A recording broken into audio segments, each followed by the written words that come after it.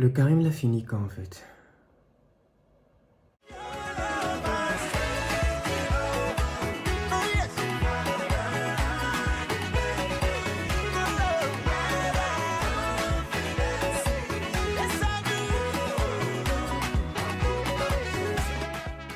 Bonjour les amis, j'espère que vous allez bien en ce 4e dimanche du carême.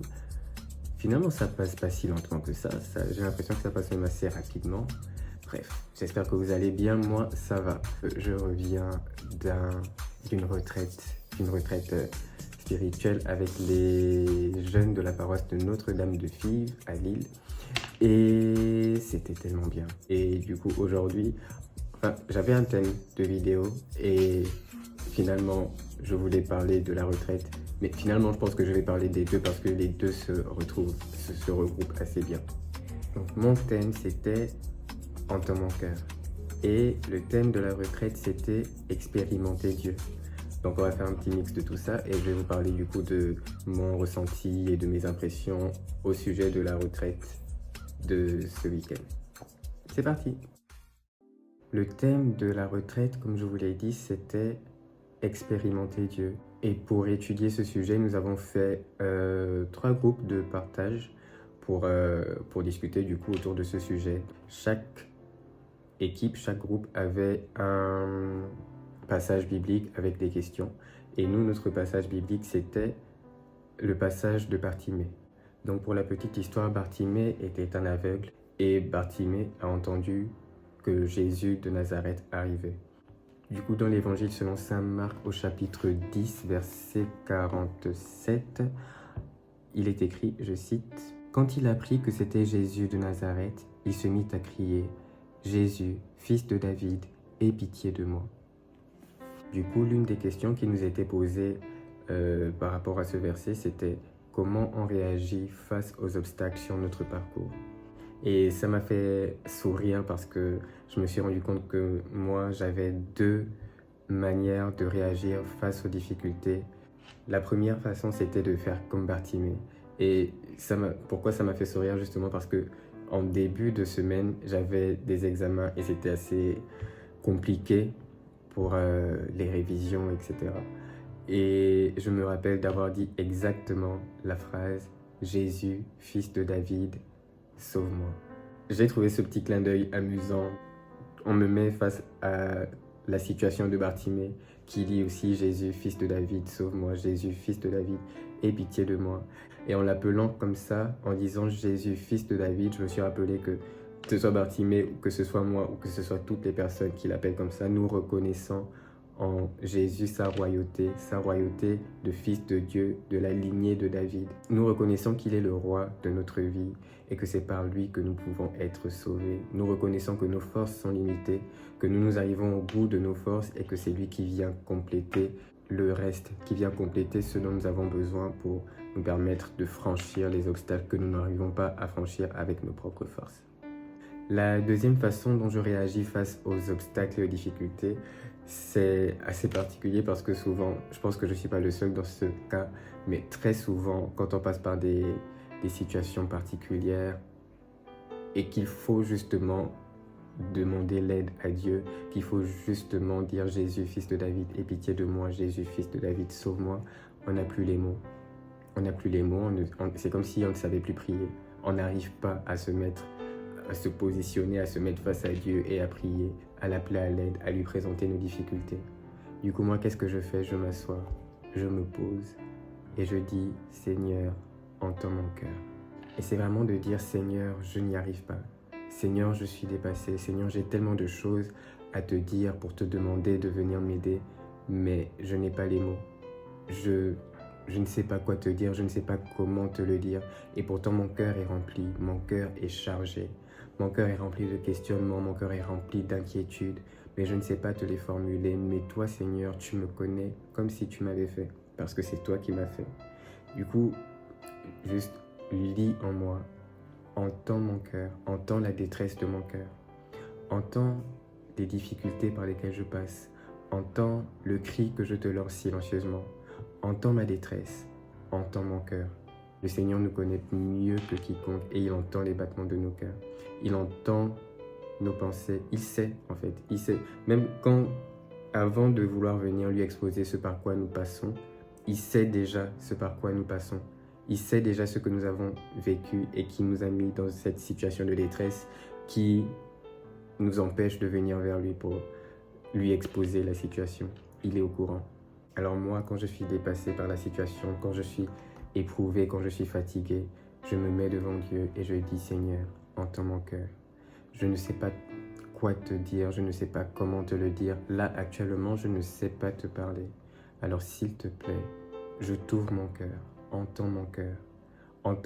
Vois tout ce que je porte, vois toute la détresse que je porte et entends-la, s'il te plaît. Tu sais ce que je veux. Tu sais aussi ce dont j'ai besoin.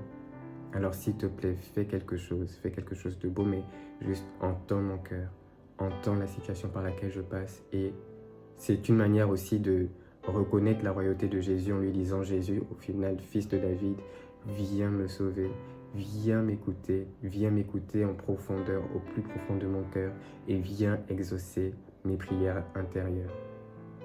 Et ça, c'est vraiment deux différentes démarches que moi, j'utilise selon les situations. Enfin, je les utilise vraiment inconsciemment. C'est juste que là, justement, avec cette retraite, je me suis rendu compte que c'est comme ça que je réagissais. Donc souvent en disant Jésus, s'il te plaît, Jésus, fils de David, en reconnaissant sa royauté, en l'invoquant face à telle ou telle situation, en lui disant Jésus, fils de David, aie pitié de moi, Jésus, fils de David, sauve-moi. Ou la deuxième situation où je n'arrive même plus à parler, où je n'arrive même plus à m'exprimer, où je lui dis tout simplement, Seigneur, entends mon cœur. Et mon état d'esprit en allant à cette retraite, c'était vraiment d'aller à cette retraite pour vivre la retraite et de présenter comme attention au Seigneur d'entendre mon cœur. Et ce que j'ai trouvé amusant, c'est que je me suis senti à la bonne place en fait. J'ai senti que c'était l'endroit où il fallait que je sois. J'ai eu plein de signes, plein de petits clins d'œil. Je vous prends un exemple très simple et c'était je pense que c'est à ce moment où ma retraite a commencé. C'est en ayant en tête que j'allais à cette retraite pour dire à Dieu, entends mon cœur. En lisant le programme du week-end et la liste des différents chants que nous allions potentiellement chanter, il y avait un chant intitulé « Entends mon cœur ». Et c'est un chant qui dit « Alors entends mon cœur, entends mon esprit qui te loue, entends le chant d'amour d'un enfant racheté. Je prendrai mes faibles mots pour te dire quel Dieu merveilleux tu es.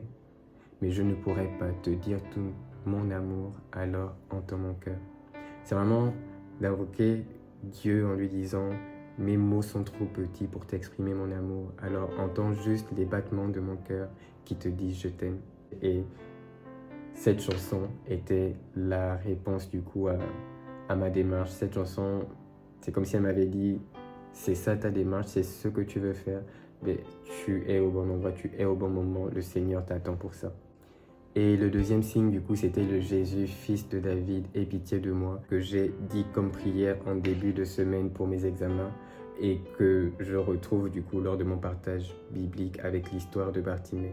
Et comme vous savez, dans la vie, il y a des choses qui sont des hasards, il y a des choses qui ne sont pas des hasards.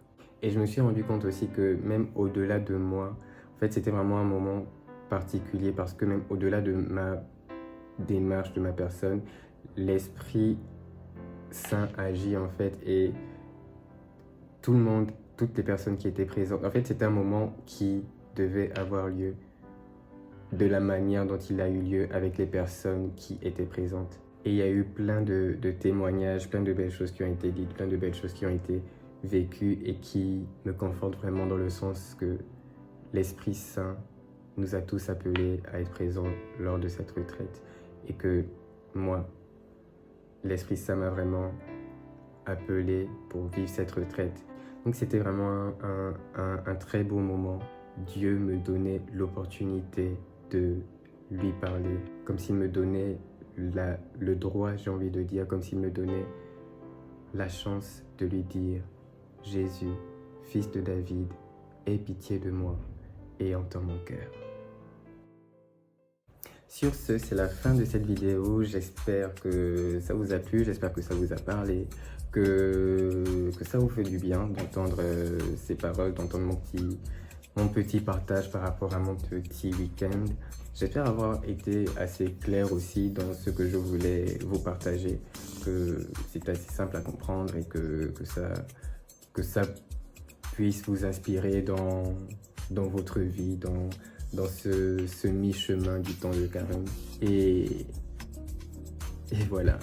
Je vous remercie aussi pour le soutien que vous m'accordez, pour l'engouement que vous avez tous manifesté face à la création de cette chaîne YouTube, même si elle était privée, même si elle est privée. Il y en a plusieurs qui m'ont dit de mettre la chaîne en public.